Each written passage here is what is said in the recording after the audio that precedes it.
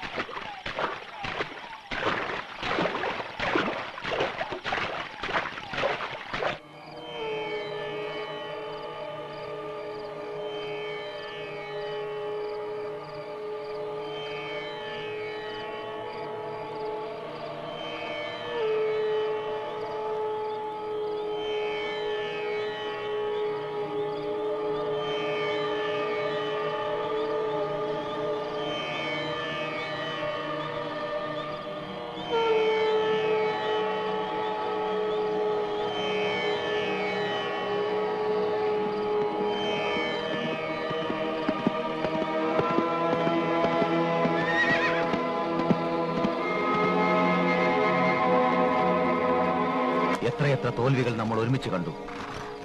നമുക്ക് മാത്രം ആഘോഷിക്കാൻ കാത്തിരുന്ന വിജയരഹസ്യങ്ങൾ ഇനിയൊന്നുമില്ല. രാജകൊട്ടാരം, രാജവേഷം. കുഞ്ഞുനാളിൽ എന്റെ സ്വപ്നങ്ങളിൽ അമ്മയും അച്ഛനും മന്ത്രിച്ചു. വലുതായപ്പോ നിങ്ങളൊക്കെ അത് ആവർത്തിച്ചു. ചതിച്ചവരോടൊക്കെ നമുക്ക് പകരം തീർക്കണ്ടേ? ഒരു ദൗർബല്യങ്ങൾക്ക് കീഴടങ്ങിക്കൂടാ. അത് പഠിപ്പിച്ചത് നിങ്ങളല്ലേ? എനിക്കിനി ആയുധങ്ങളില്ല, മനക്കരുത്തുണ്ട്. ഈ യാത്ര മരണത്തിലേക്കാണെങ്കിലും ചിലപ്പോ തിരിച്ചു വരുമെന്നൊരു തോന്നൽ.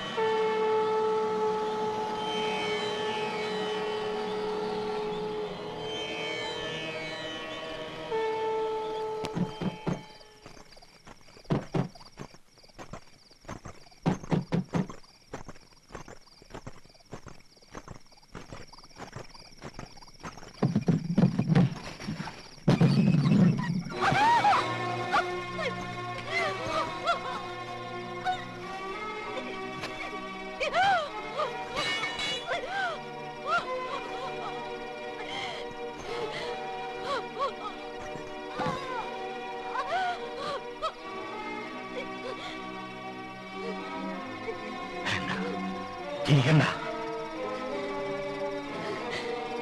ഞങ്ങളുടെ നാശം കണ്ട് മതി വരാഞ്ഞിട്ടോ എന്റെ ഈ കൊലച്ചിരി?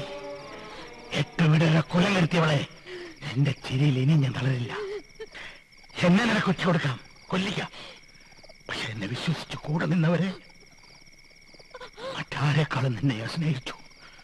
നീയോ? നീ എന്തിനു ഞങ്ങൾക്ക് കൊലക്കാരൊരുക്കി? എന്തിനാ ദ്രോഹിയുടെ പക്ഷം ചേർന്നു? എന്തിന്?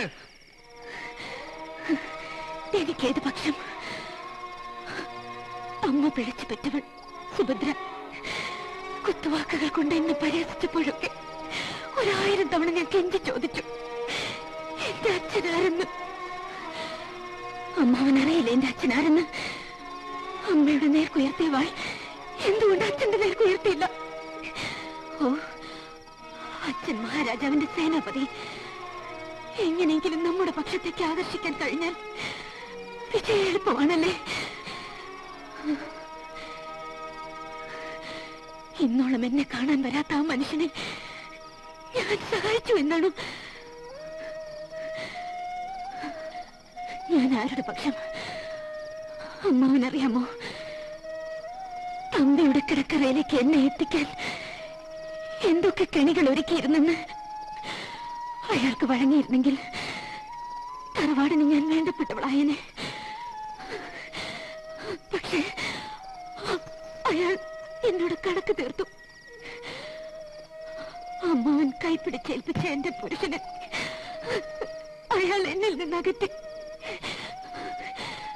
തന്ത്രങ്ങൾ മെനയുന്ന തിരക്കിൽ ഒരു വാക്ക് പോലും എന്നോട് ചോദിക്കാൻ അമ്മാവന് നേരമുണ്ടായില്ലല്ലോ. എനിക്കുള്ള വെറുപ്പാണ്. എന്നും ഒരു സ്വപ്നം പോലും ബാക്കി വെക്കാതെ എന്റെ ജീവിതം തകർത്തവരോട് എനിക്ക് കണക്കുകൾ തീർക്കണ്ടേ? പക്ഷേ ഞാൻ എന്നും തോറ്റിട്ടേ ഉള്ളൂ. എല്ലാ യുദ്ധങ്ങളും സ്ത്രീകളെ വേട്ടയാടുന്ന വിരോധം കൂടിയാണ്.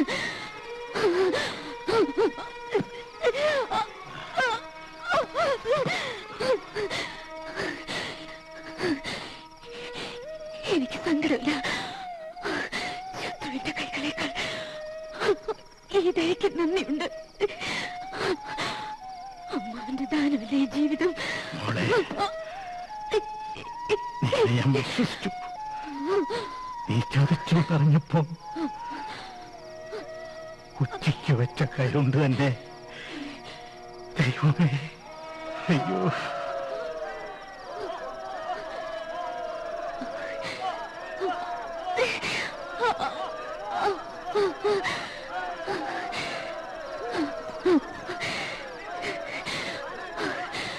പോയിക്കോളൂ. അമ്മാവനവർ എന്റെ കൺമുമ്പിൽ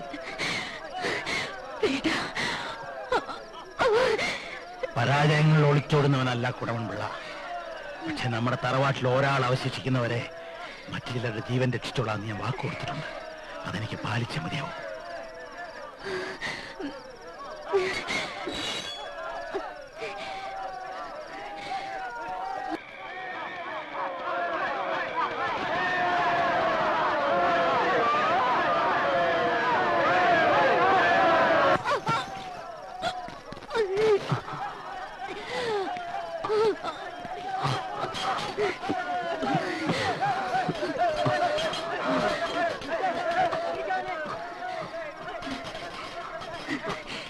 രഹസ്യങ്ങൾ ചോർത്തിയതിന് എനിക്ക് കിട്ടേണ്ടുന്ന ശിക്ഷ.